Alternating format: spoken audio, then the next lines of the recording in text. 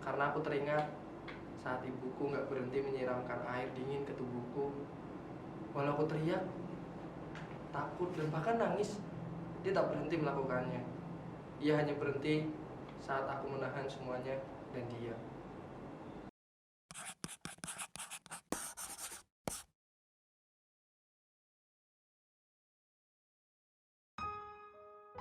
Aku adalah mahasiswa yang sedang skripsian dan tinggal bersama kedua orang tua. Masa laluku diawali dari sini.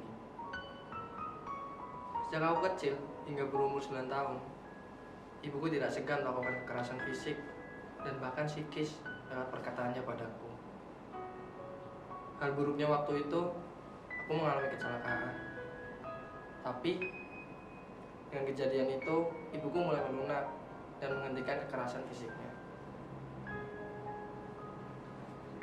Namun tidak semerta-merta menghentikan pertikaiannya aku dengan ibuku. Menjelang SMP, aku sering adu mulut karena aku yang mudah ngeles kalau diajak debat dan emosiku yang gampang terpicu. Aku sadar itu tidak baik, sehingga aku mencari cara untuk tetap berbakti kepada orang tua. Aku mulai puasa Senin Kemis. Perlahan aku bisa ngendaliin emosiku. Meskipun semua pengalaman yang aku rasakan gak bisa aku lupain. Efeknya, mulai SMA dan kuliah, aku lebih gak peduli kalau diajak ribut mulut.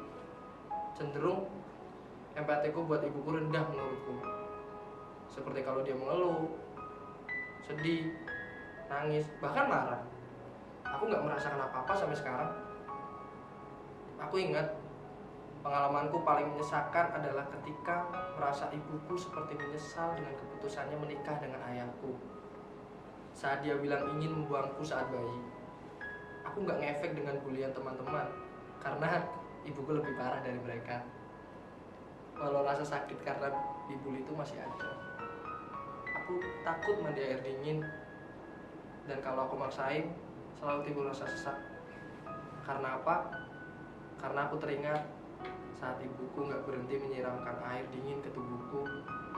Walau aku teriak, takut, dan bahkan nangis, dia tak berhenti melakukannya. Ia hanya berhenti saat aku menahan semuanya dan dia. Saat dia memukulkan kepalaku ke objek keras di depan semua orang, dan mereka gak ada yang nolongin sampai lengan bajuku sobek. Kejadian itu aku berusia sekitar 6-7 tahun karena nilaiku di bawah 5. Aku tahu semua orang punya jatah deritanya masing-masing kan, dan jatahku ya begini. Aku kasihan sih, aku juga gak pengen gak lahir aja. Pengen dibuang aja sekalian biar gak nambah beban. Aku seperti ingin benci, tapi aku tahu dia masih sayang. Aku sayang, cuma aku memang gak suka dan marah. Jadi mau marah pun gak totalitas. Kalau dibuang kan, aku bisa benci secara maksimal kan. Gak kayak gini, saling tarik tapi gak nempel, saling dorong tapi gak jauh. Sumpah aku ya muak rasanya. Kayak orang munafik, tau gak sih?